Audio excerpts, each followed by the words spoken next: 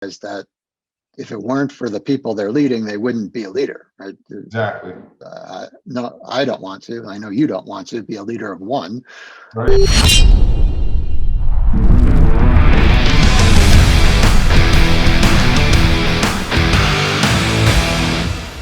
Well, good morning. Welcome to another edition of the Art of Ronin Leadership podcast. It's a beautiful Monday morning in Las Vegas, Nevada. Hope you all had a great weekend. We had a nice relaxing time. We have a new puppy, so we've been spending a lot of time with the new puppy. Not getting a heck of a lot of sleep, but she's a joy to have, and so that's been keeping my wife Janice and I kind of active, over the weekend. As you know, on this podcast is about leadership, and we like to bring in all kinds of individuals from all different kinds of enterprises. So not just security folks or people, with my background, but we want to bring in people that are leaders in their own community, in their own enterprises, and to talk about just their take on leadership. Today, I have the privilege of having a really good friend of mine, Tom Kovach, who is the executive director of the Las Vegas Metropolitan Police Foundation Board of Directors. I met Tom a few years ago and had expressed interest in joining the board, which I'm a member of. Got to know Tom very well. He's a wonderful, decent human being and a great leader. He's running, I dare say, the best police foundation board in the United States, and of course people say, well, you're being parochial about it, but I truly believe that, and a lot of that obviously is due to Tom's leadership of the board. So Tom, welcome to the podcast, and thank you for taking time out of your busy day to talk to me for a few minutes. Good morning, Mike. Thank you for having me, and thank you for your kind words.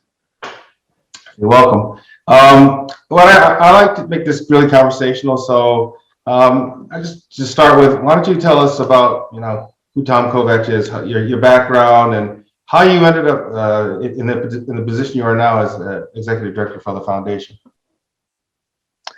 Sure. So my dad was in the military. He's a graduate of West Point. So I was actually born in Hawaii, where my mother was living while my father was serving in Vietnam. They thought that they didn't want him to have to spend most of his R&R getting from Vietnam back to the East Coast, where they had been living before he was deployed. So I have the great notoriety of having been born in Hilo on the Big Island. Okay. But following my birth, my dad decided to leave the Army. And so it began a process of transition that led me to live in many states during my childhood. And it wasn't until the mid-90s when I moved to Las Vegas that I felt that I'm living someplace that really is home. Given the length I've lived here, I met my husband, who is from here, and my parents several years ago decided to move here as well. So my family entity is here, and most of my career I spent traveling all over the place, helping clients who are all nonprofit organizations, some of the largest nonprofits in the world. For many years, I was traveling to the United Kingdom, supporting institutions like Cambridge and Oxford, and other major universities in the UK, established really their first American-based fundraising program, using the model that was established in this country so many decades ago, because it was new there. Right. And then I've really dedicated my work professionally to supporting nonprofits, both from a fundraising standpoint, a board development standpoint, a strategic planning standpoint, executive management standpoint. and has also served on a lot of boards. So not only do I do this work professionally, but I do it in my spare time, so to speak, as a volunteer. And about 8 years ago, I decided to put up my own shingle and start my own business rather than work for a larger company. And for the most part, focus on Nevada, where I call home, particularly Southern Nevada. I've had engagements that have taken me around the world, around the country, but I am trying to spend as much time here, helping organizations here. And many of those organizations, at least initially, are quite small. Sure. And I'm helping them grow and achieve their goals, and along the way take risk, because without risk, there usually is little reward. Absolutely. And that's something that I find too often nonprofits shy away from. Whereas in the corporate world, you'll typically see risk being taken all the time. It's understood, it's accepted. But in the nonprofit world, it is less accepted and almost feared.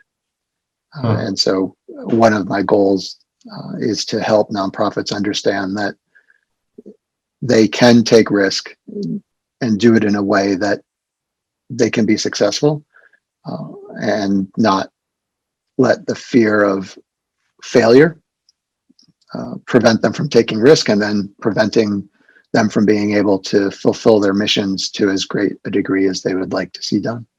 Yeah. No, I mean, exactly. You can't play it safe, all the time. And actually, as you said, get to any measurable strategic goals, like, they call it BHAG, right? Big, hairy, audacious goals, we used to call it. So that's fascinating. What led you, what draws you to the world of nonprofits? What is it about nonprofits that kind of, get your juices flowing and get you up in the morning and ready to tackle the world? So two things. One, it's rooted in my parents, who are among the two most generous people I've ever met. So volunteering, serving. I mentioned my dad was in the service, so he served that way. My mom was a military spouse. She served in that way. But that is part of their nature overall. From the earliest memories I have growing up, my parents were helping others. My parents were volunteering for the organizations that I was involved with. I played a lot of sports growing up. And so my parents were serving as coaches and as team mothers and as treasurers of the nonprofit organizations that supported the leagues that my team was playing in. So it's part of my upbringing. It's part of my value system. And really the first time that I had the opportunity to pursue it, outside of, volunteering, I volunteered as a youth soccer coach and as a youth soccer referee. I volunteered in high school for various organizations. I volunteered in college, the Big Brother and that type of service. I served in student council, was president of the student body, that sort of thing. But it was because of that role as president of the student body at the college I attended that I was invited to a bunch of receptions with trustees and important people. And during one of those receptions, I started talking to somebody who said, "You're going to graduate next year, and what are your thoughts?" And we were talking about a variety of things. And one of the things I referenced was my surprise that the senior class each year that I had been an underclassman provided a gift to the college. They raised money amongst themselves and gave something back to the college. And it's one of the traditions we have in this country as a way of starting the giving and philanthropy perspective for graduates, for alumni. All right. And my question to this person was, why aren't these gifts larger? The student body of the college I went to was relatively affluent. It was a tremendously positive experience for most students. It was a beautiful setting. You could, I went to college in Vermont. I mean, there wasn't a lot of issues in the small town that, if you went to school in Boston or Manhattan, LA, you'd have to consider paying attention to in terms of crime or other safety issues. And unfortunately, and fortunately for me, because it opened my eyes and created a career path for me. But unfortunately for me, the person I was talking to was the director of development for that college. And he did what he should have done and immediately turned around and said, well, if you think it should be better, why don't you do something about it? Right? Do something about it. Right? And so that's what I did. And as I went through the process, I first recruited a co-chair who was a woman. My thought was we should have gender parity to this process. And we decided we would create a committee that had representation of the different social groups among our class. Because I had a relationship with the board of trustees, I went to the chairman and I said, if we hit a certain percentage of participation, will the board match the amount of money we raise? It just seemed like an interesting thing to do and a good thing to do. Little did I know it's a staple of successful fundraising campaigns. Yeah. And so we just did what felt naturally. And that process drew me to being comfortable with asking people to support a cause I believed in. We polled our class for ideas of what the gift should be, and then the class took a vote. That really had never happened before, but it created ownership by the class in this project, and it was a project that was exciting to people. It wasn't a clock or a bench somewhere on campus. And so all of those things came together, and during that process, we were assigned an advisor. It's someone who worked in the development office, and I didn't even know a development office existed. So it opened my eyes to that and to the opportunity to basically have a career that I never anticipated, but one that I've found extremely rewarding. And quite frankly, I base it all on, common sense, right? We did the things that felt natural to us. That's what makes a successful fundraising campaign. That's what drives a successful nonprofit. Too often people, whether they're involved with a nonprofit from a board perspective or a fundraising perspective, whether that's an event or a campaign, they pay attention to details that are less important. They make it more complicated than it needs to be. When it comes down to it, there's a need, there's a potential person who might want to support that need, and it's having a conversation about supporting and what the impact could be and how that could change lives. And here I am. No, wow, that's fascinating. I had no idea. And you definitely have the DNA built in you for service, that's for sure. We actually have a lot in common in terms of, my dad was also military, served in Vietnam, and my mom spent obviously most of her career as a spouse, supporting him. So, but it's fascinating about how you actually got into this. But I love how that the person told you, well, if you want to make a change, basically, you do something about it, right? And you did. And you also bring up a great point, from a leadership strategic point of view, is you can get so far down in the weeds, that, like you say, the forest from the trees, right? You kind of don't see the big picture and lose sight of that strategic goal. Tend to be micromanagers, those are the kind of folks that always like nitnoid stuff, right? So getting back to this thing about leadership, obviously you've had leadership positions, you are in a leadership position. How do you define leadership? I mean, For Tom Kovach, what constitutes a good or great leader?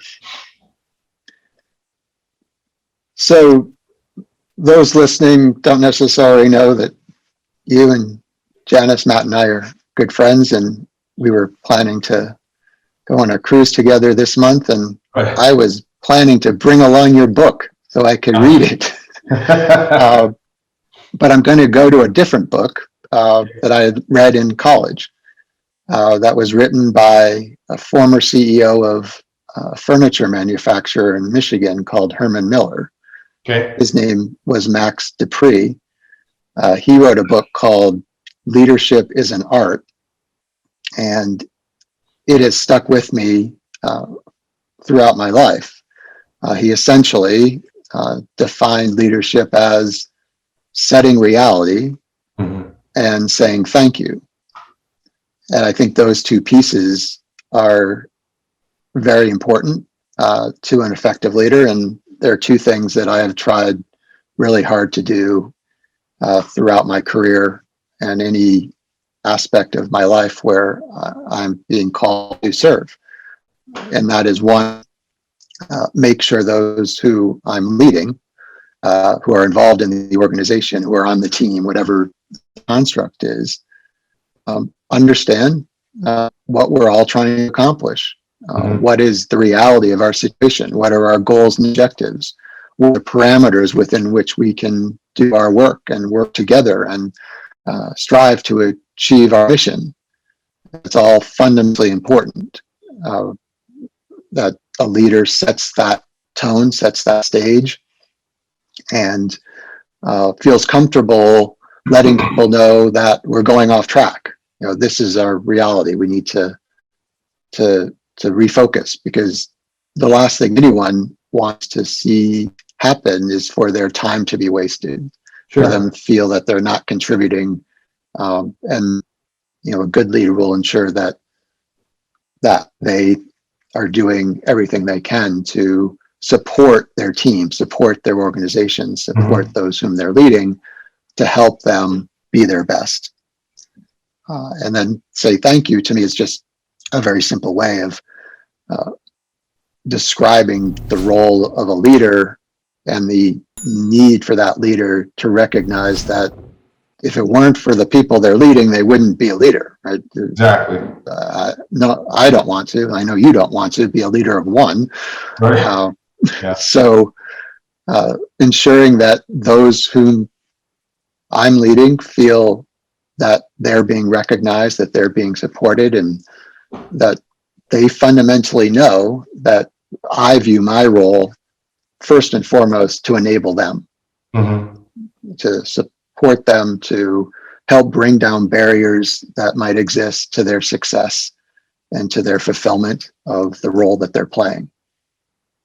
And so those two concepts really have stuck with me and are pretty much the main two guideposts that I use to lead.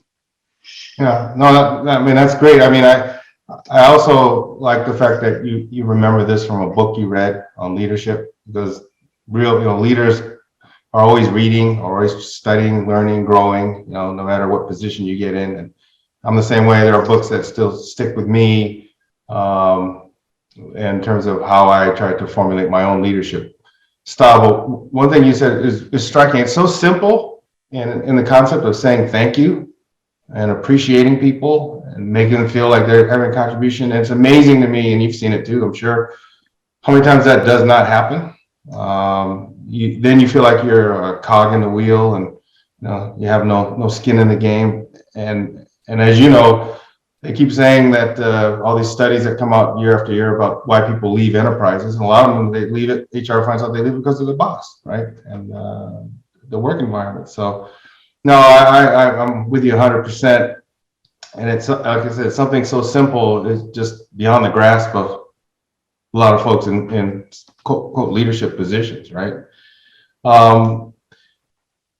You had to adapt to a lot of change, I suspect, in your careers, right? In your path, your professional journey and your leadership journey. But change is constant. Whether it's change from pandemic or whether it's change in the business climate or like in 2008 with the recession. How do you adapt to change? I mean, what are the tools you use not only for you to adapt to change, but for the people under your command to keep them motivated, to keep them going keep them going forward in the midst of changes or problems or things that are affecting your business? So one of the most important things I found is to ensure that I'm communicating to the team, to the enterprise, what is happening, right? Again, it goes back to defining reality. Well, reality isn't a constant. So when there is change, it's important that I'm sharing the information I have. I mean, when it comes to a pandemic that hit us all so hard, everyone pretty much understood the context. But what was this? What were the specifics? In this case, for our foundation, when all of a sudden we had to shut down our in-person operation, we had to cancel our in-person events, which are very important to the revenue stream of this organization. And in our case, we had just hired 3 new staff members within 2 to 3 weeks before the shutdown. And so I went to the team and said, here's the reality. We are going to have challenges we didn't anticipate in raising money. We brought on 3 new people who are all valued and we're excited to work with us, and we're excited to work with them. And I said, I'm committed to keeping you, and I'm committed to keeping the team intact, but this is what we're going to have to do in order to succeed. We're going to have to hit our original revenue goal. And that was the highest annual revenue goal that the organization had budgeted in our history. It enabled the hiring of the new staff. And so we had to adapt collectively and come up with ways to raise the money that we initially said we were going to raise for the year. And that was very different from a lot of nonprofits here, at least in Southern Nevada, and I would expect a lot of nonprofits across the country, where the first step they took was to revise their revenue goals, to revise their budget and reduce staff.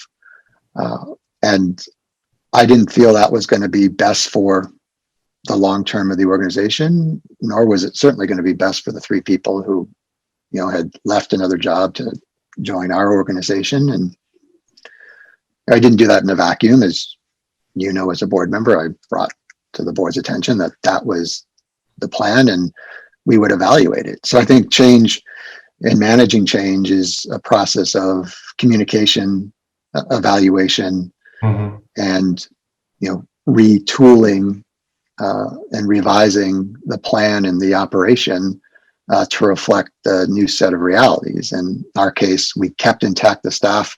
We retooled by diversifying revenue streams.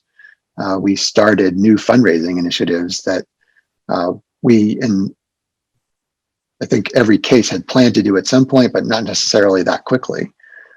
But because we had a focus on diversification and not making us dependent on a single revenue stream or even a few revenue streams, that allowed us to achieve the original goal.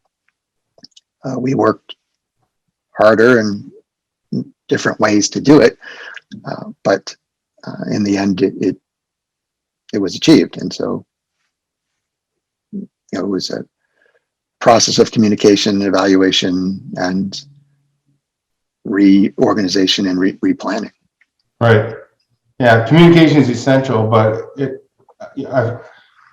obviously we lived all all of that. But it's interesting to me that what was your focus, when you were hit with all this? Obviously, you're trying to look for ways to keep the foundation going forward with the original goals, but your focus was also on those three people first, and making sure that they were being taken care of.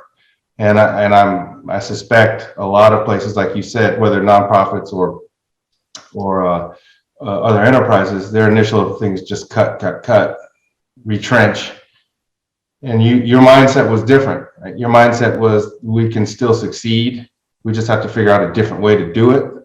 And it was done. And I think that's a great lesson for all leaders when you're faced with the unknown, because basically you're going to be faced with the unknown all the time. That's what you signed up for when you become a leader, right? Everything's not going to be hunky-dory every day. And so, I like that. It's a great example of being able to adapt, and then overcome, in this particular case, something that no one would have ever anticipated, right? This black swan event that happened. So that's a keeper. So you've had a very successful career. You continue to have a successful career. A lot of things I talk about in my book, and all the books that I read about, the ones that really strike me are the ones where the authors aren't just patting themselves on the back about what a wonderful leader they are, but also about the mistakes that they've made, things where things haven't gone so well, and what you learn from them. Is there anything in your background that you can pull out that it was something that maybe well-intentioned, but you made a mistake, but you learned from it, you recovered from it, and you grew from it? So the flip side of being generous is at times we allow ourselves to be too nice, or nice when we should be sterner. I'm with you. I have a lot of examples of those, right? Okay. That's because what I came to realize when it happened the first few times was it wasn't just the person I was directly engaged with where I was too nice, right? Or I wasn't, strict enough when it came to expectations and accountability.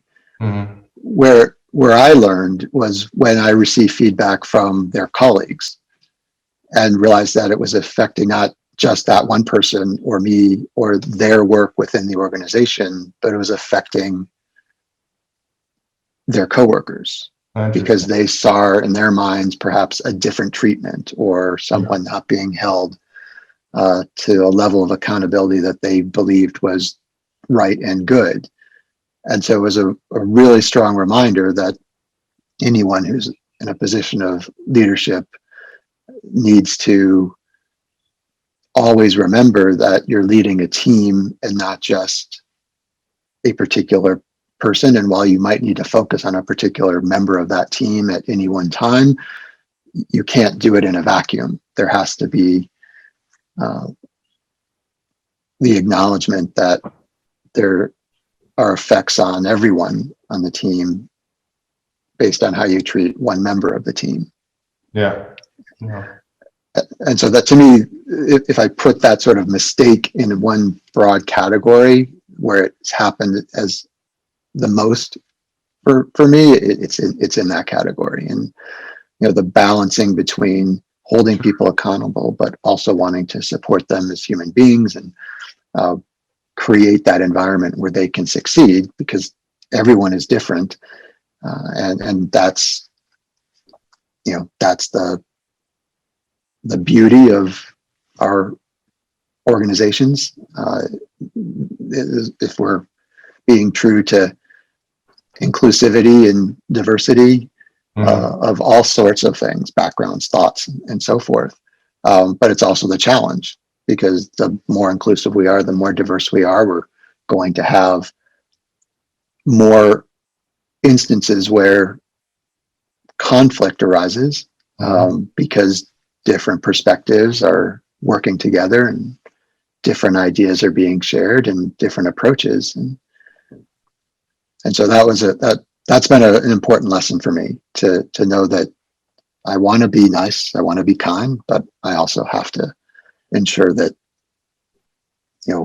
I'm in that context of setting reality, Sure. ensuring that all team members know what they need to do, where they might be falling short. I can't, give them everything all the time. And that doesn't mean I dislike them or think they're doing a poor job. It just means for the good of the organization, we can't do everything that everyone wants or needs at a particular moment in time. Yeah, amen to that. Yeah, I've had similar situations, and someone told me years ago that when you're in charge, people are always watching you, right? They're always even if if you don't think they are, they're always watching you. And so, but yeah, we're humans, right? We want to be liked. We want to like other people. We want other people to feel fulfilled, but it is a balance. So I'm glad you pointed that out. So, what I've always been an advocate of mentorship, right? Of either being mentored or mentoring others, especially when you're looking at next generation leaders. We had an interesting conversation. What was it? A couple nights ago, or maybe yesterday. Time just flies. But talking about, we had some friends from out of town. That's what it was, and we were having dinner at Lupo, right? Very good. Yeah, I know. We've been to Lupo together. So. But they're my age. I'm 65 and about the same age, and they were talking, and they're also working on. And they were talking about millennials and Gen Z, right, and their experiences with them, and how they didn't feel that those folks is a broad category, right, that they didn't have the same work ethic, and they had unrealistic expectations, blah, blah, blah. I pointed out that I had a business manager at Microsoft who's a millennial, and she had the same work ethic as the rest of us. I don't think you can broad brush. But from your optic, when you look at next generation and mentoring, what's your take on that? Have you ever been involved in, I assume you are, in mentoring and being mentored, and what do you think about this next generation? And how do we raise them up and mentor them so they can be successful?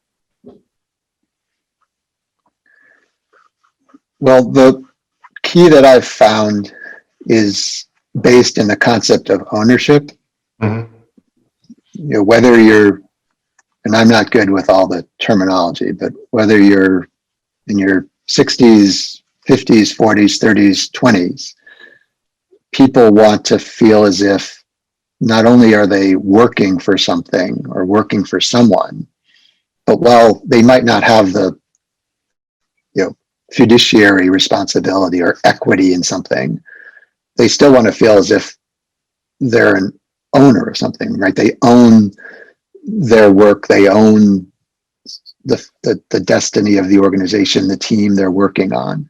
Mm-hmm. And so that to me has been a key, that while it's certainly true, there are different attitudes, different perspectives, different approaches by people who are in their 20s and 30s versus those who are in their 50s and 60s in this nation, if not in this world.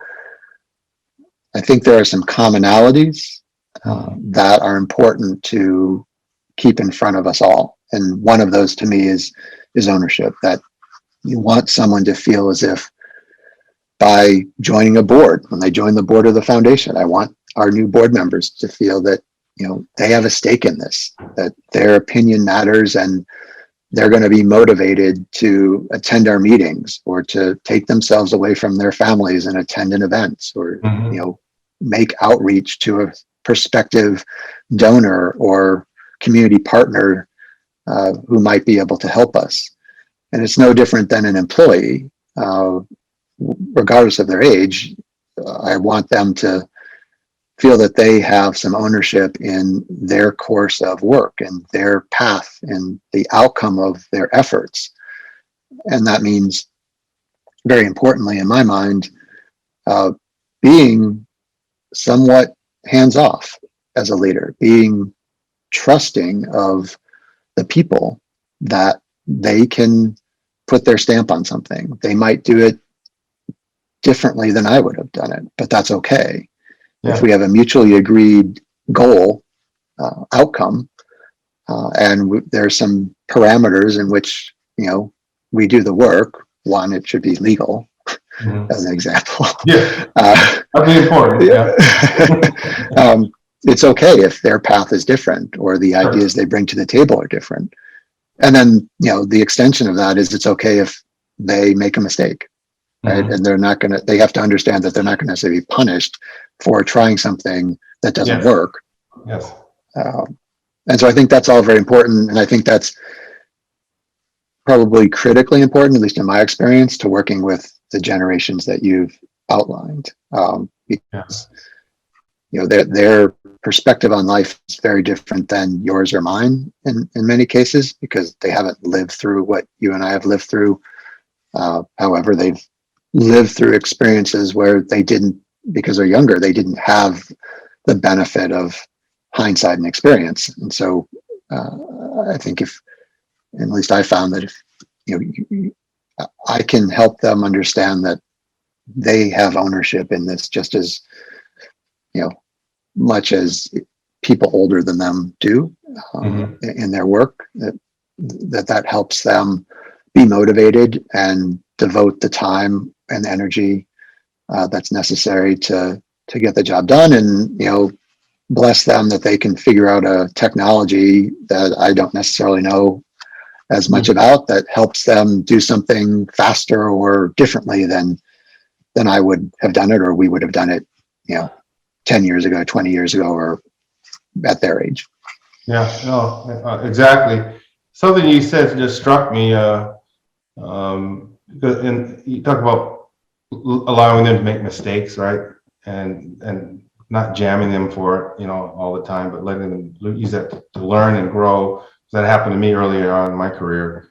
I did something that I shouldn't have done for all the right reasons, and had the person at the time, my supervisor, not treated me well and tried to make it a learning experience, but just said, hey, you did something wrong, and punish me or whatever it was. My take on taking risks, as you talked about earlier in the conversation, or making mistakes, it would, I'd have been gun shy probably, right, for a long time. So that's extremely important lesson that those of you listening to the podcast need to take from what Tom just said. One thing, and we'll wrap this up in a little bit, but so you mentioned that we were supposed to be on a cruise, right? So for those of you listening, Tom and Matt, Janice and I, we were all supposed to go on a cruise, a river cruise to Vietnam, but COVID hit, and so hopefully, next year we'll definitely get it done. That's right. But it just, when you mentioned that, it struck me, because there's this whole issue that happens in the realm of leadership about you're taking your time off, days off, taking your vacation, relaxing, unwinding, right? I talked about that actually in a podcast when we were in Cabo, and I just talked about the importance of it. You've seen it yourself in your professions, I'm sure, and I've been guilty of practicing. It's like, I remember back in the government or back in at Microsoft, you accrue so many vacation days, and sometimes it's like a badge of honor how much you didn't use, right? I find that stupid nowadays, but when I was younger, I thought, oh, this is pretty cool about these vacation days.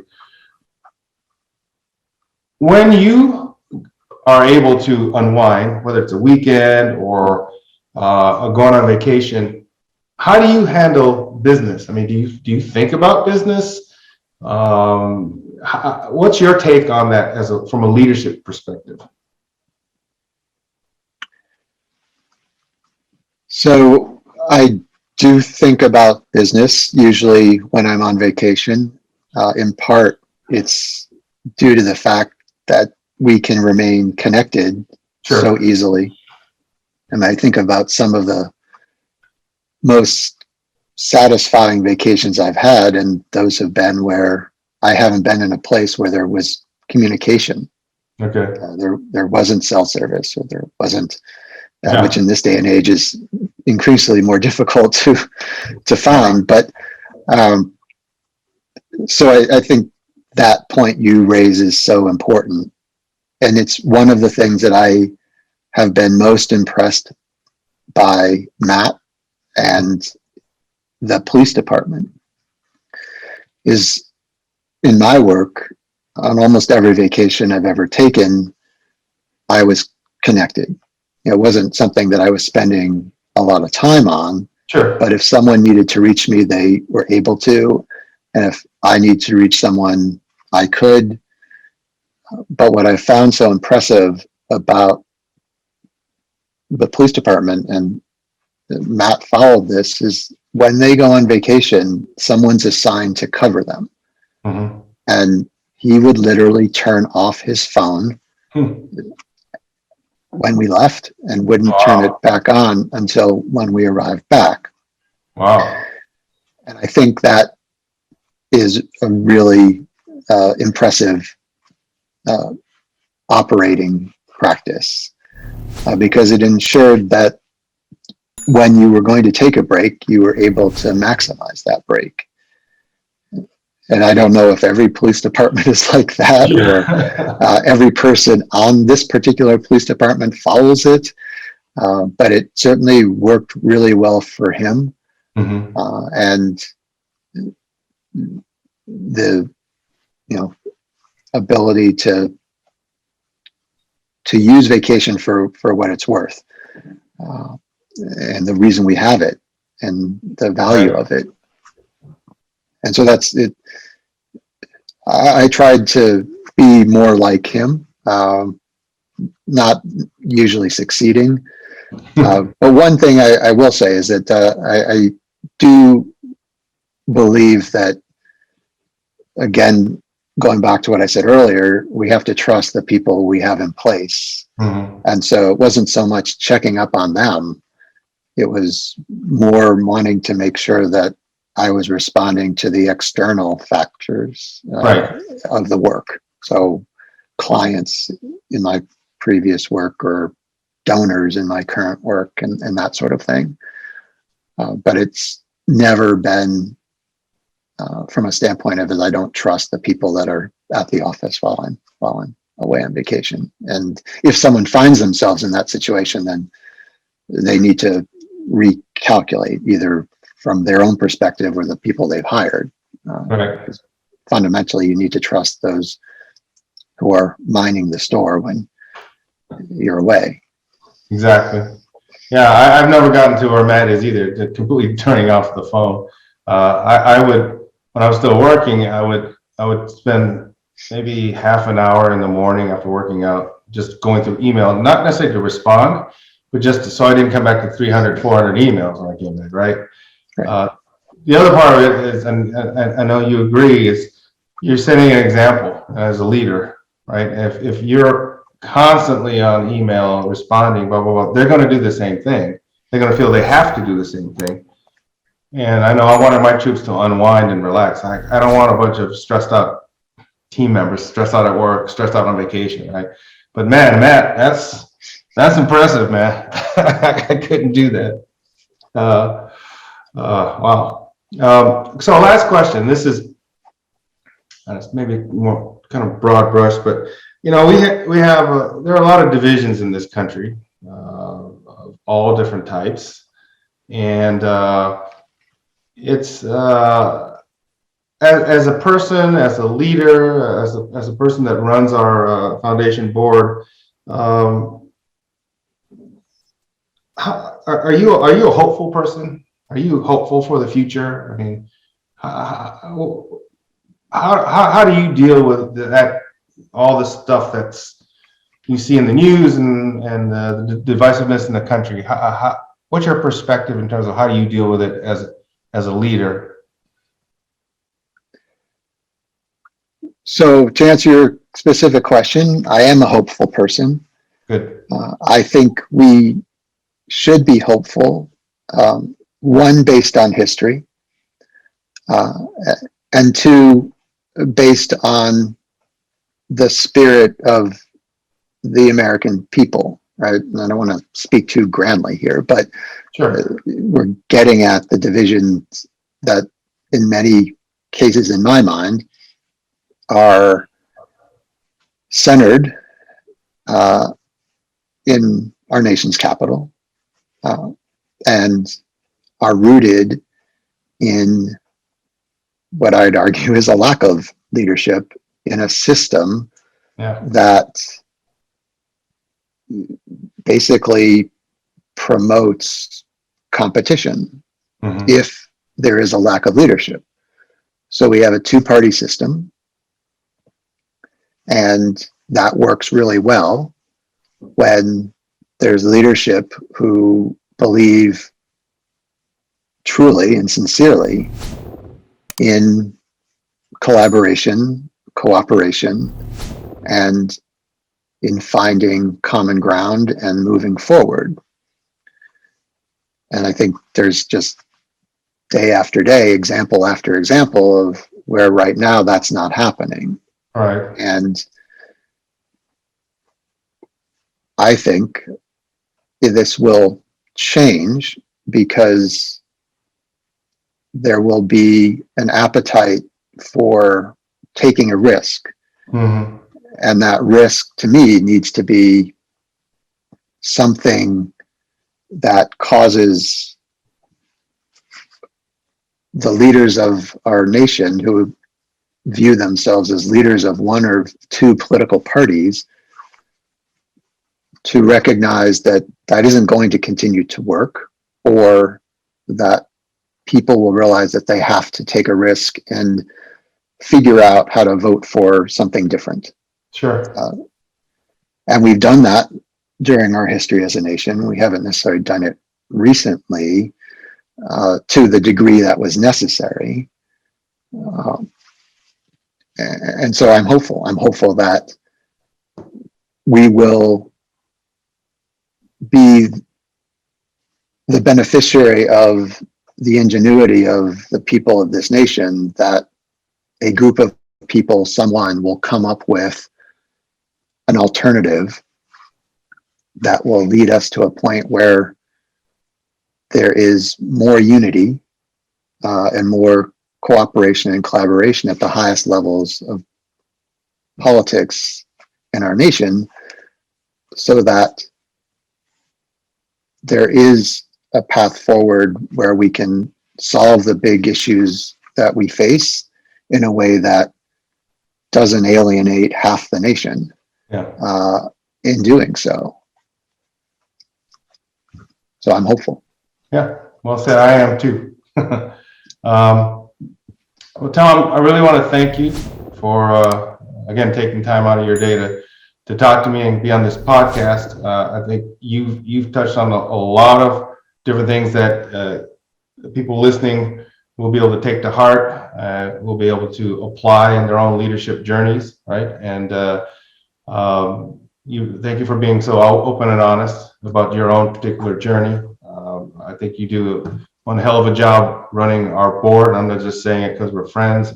I've been on a lot of boards like you, and ours is one run very smoothly, strategically, great communications, and it's a great spirit of cooperation, I think, and that obviously has to come from you, the leader, and so I appreciate that. And thank you again for taking the time. For those of you listening to this podcast, tell your friends about the podcast, hit the subscribe button, give us your feedback. We love feedback, and certainly Tom, we'll get back to you in terms of feedback about this particular podcast. But I think I've learned a lot, and I'm sure everyone else who's listening to the podcast will have learned a lot too. So thanks again, Tom. Appreciate it. Thank you for having me. Look forward to the feedback. All right. You take care.